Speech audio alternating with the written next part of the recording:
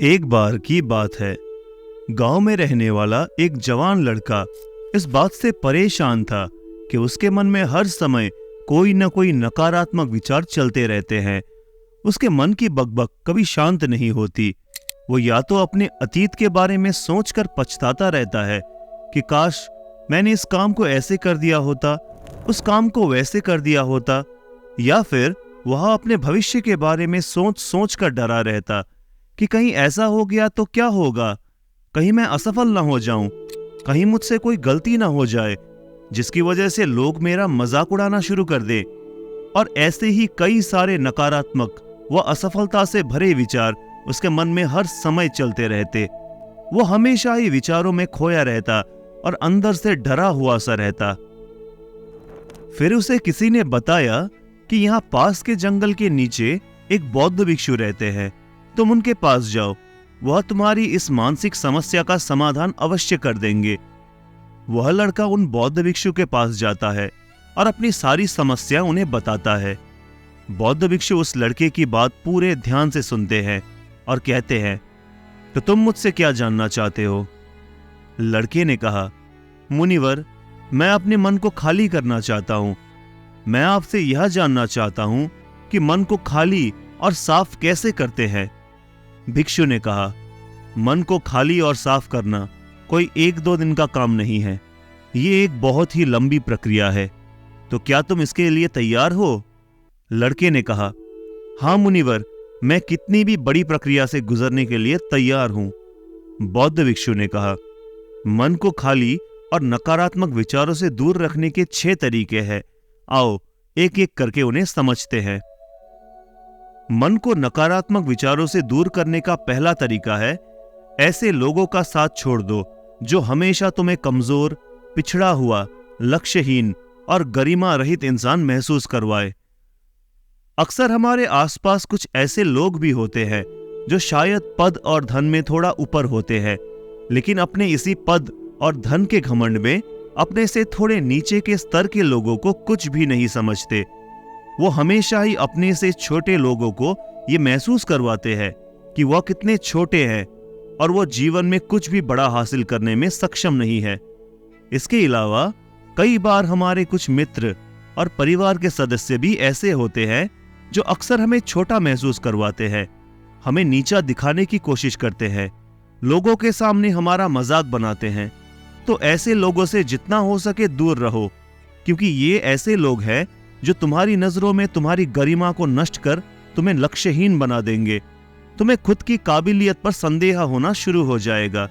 तुम्हारे अंदर खुद के प्रति और दुनिया के प्रति नकारात्मक भावना आनी शुरू हो जाएगी और ये नकारात्मक विचार तुम्हें मानसिक तनाव और चिंता की तरफ ले जाएंगे। दूसरा, बहुत ही कम और चुनिंदा लोगों को ही अपना मित्र बनाओ। ऐसे लोगों को ही अपना मित्र बनाओ जिनसे तुम कुछ सीख सकते हो, जिनकी तुम इज्जत करते हो, जो तुम्हारी भावनाओं को समझे, जिनकी सोच तुमसे मेल खाती हो, जो जीवन में आगे बढ़ने में तुम्हारी सहायता करे। हमारे जीवन और चरित्र में हमारे माँ बाप के बाद हमारे मित्रों का ही सबसे ज्यादा प्रभाव होता है। इसीलिए मित्रों का सही होना बहुत आवश्यक है। ऐसा कहा भी जाता है कि तुम उन 5 लोगों के औसत हो जिनके साथ तुम अपना सबसे ज्यादा वक्त बिताते हो। अगर तुम्हारे आसपास के 5 लोग जिनके साथ तुम अपना सबसे ज्यादा वक्त बिताते हो वही ईमानदार है, तो धीरे धीरे तुम भी ईमानदार होना शुरू कर दोगे। अगर वह 5 अमीर है तो तुम भी अमीर बनना शुरू कर दोगे। संक्षिप्त में तुम वही बनते हो जैसे लोगों के साथ तुम अपना सबसे ज्यादा वक्त बिताते हो। किसी महान दार्शनिक ने भी कहा है कि तुम मुझे किसी भी इंसान के मित्रों से मिलवा दो, मैं उसके मित्रों को देखकर उस इंसान का भविष्य बना दूंगा। हमारी सबसे बड़ी समस्या यह है कि हम लोगों को ना नहीं बोल पाते। हम ऐसे लोगों से भी ना बोल नहीं पाते जिन्हें हम अपनी जिंदगी में नहीं चाहते, और फिर हम ना चाहते हुए भी इन नकारात्मक लोगों के साथ अपना वक्त बिताते रहते हैं। इसीलिए हमें सबसे पहले उन लोगों को अपनी जिंदगी से ना बोलना है जिनके लिए हमें लगता है कि अगर ये हमारी जिंदगी में ना हो तो शायद हम ज्यादा खुश रहेंगे। बौद्ध भिक्षु ने कहा, मन को खाली करने का तीसरा तरीका है वर्तमान में जियो। भिक्षु ने लड़के की तरफ इशारा करते हुए कहा, तुम अपना अतीत नहीं बदल सकते, लेकिन तुम अपना वर्तमान अवश्य बदल सकते हो। इसीलिए पूरी तरह से वर्तमान में रहते हुए उन चीजों और उन कामों पर ध्यान दो जो तुम्हारे नियंत्रण में है, जिन्हें तुम आज कर सकते हो, जिन्हें तुम आज बदल सकते हो। मेरी एक बात हमेशा याद रखना, केवल वर्तमान में रहकर ही भविष्य को संवारा जा सकता है। इसीलिए वर्तमान में जीने की आदत डालो। बौद्ध भिक्षु ने कहा, चौथा तरीका है स्वस्थ और पौष्टिक खाना खाओ। हमारा शरीर ऊर्जा से चलता है और हम जैसा खाना खाएंगे वैसी ही ऊर्जा हमारे शरीर को मिलेगी और फिर वैसा ही हमारा शरीर और मन का व्यवहार भी होगा। अगर तुम कुछ ऐसा भोजन ग्रहण करते हो जिसमें खुद में कोई जीवंतता नहीं है, जैसे कि मांसाहार, तो तुम्हारी मनस्थिति पर भी इसका विपरीत प्रभाव पड़ता है। साथ ही अगर शरीर ही स्वस्थ नहीं है तो हमारा मन भी प्रसन्न नहीं रह सकता। जब शरीर अस्वस्थ और कमजोर होता है तो मन में बहुत से नकारात्मक और हीनता के विचार आते हैं। कहा भी जाता है कि स्वस्थ शरीर में ही स्वस्थ मस्तिष्क का निवास होता है। इसीलिए शरीर को स्वस्थ और मजबूत रखना हमारी जिम्मेदारी है। बौद्ध भिक्षु ने आगे कहा, पांचवा तरीका है रोज अकेले में ध्यान करो। ध्यान किसी के साथ नहीं, हमेशा अकेले में ही करो। ध्यान करने का सबसे उपयुक्त समय सुबह या फिर रात में सोने से पहले होता है, लेकिन अगर तुम्हें आसानी से ध्यान में गहरा जाना है तो रात का समय सबसे उपयुक्त होता है। रात में सोने से पहले ध्यान करने से नींद में भी सुधार होता है और गहरी नींद आती है।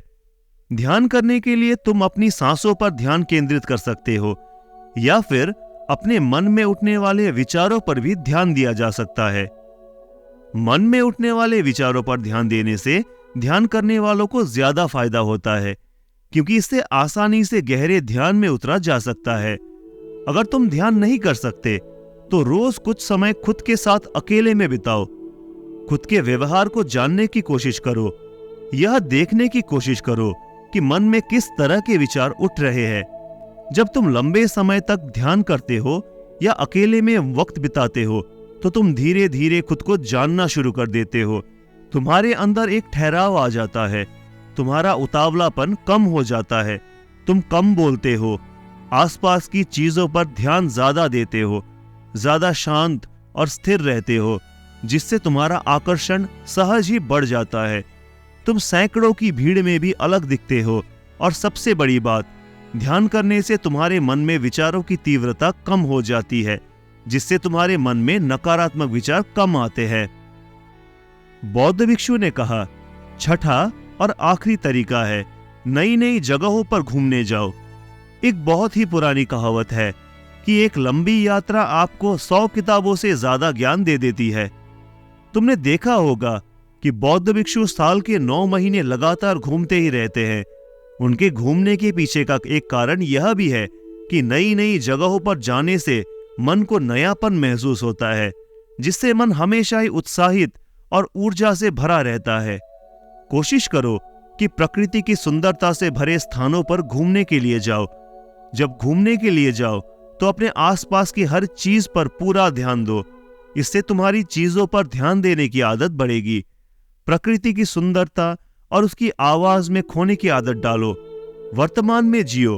अपना अतीत में हुई गलतियां और सारी चिंताओं को भूल जाओ। बस यही है मन को खाली करने का सूत्र। इतना कहकर बौद्ध भिक्षु शांत हो गए। उस लड़के ने बौद्ध भिक्षु को प्रणाम किया और वहां से चला गया। तो दोस्तों, कैसी लगी ये कहानी आपको? हमें कमेंट सेक्शन में जरूर बताएं। और अगर आपको मन को शांत करने का उपाय पसंद आया हो तो कमेंट में नमो बुद्धाय जरूर लिखें। और ऐसी ही कहानियों से जुड़े रहने के लिए हमारे चैनल को सब्सक्राइब करना बिल्कुल न भूलें। तो मिलते हैं अगली कहानी के साथ। तब तक के लिए नमो बुद्धाय।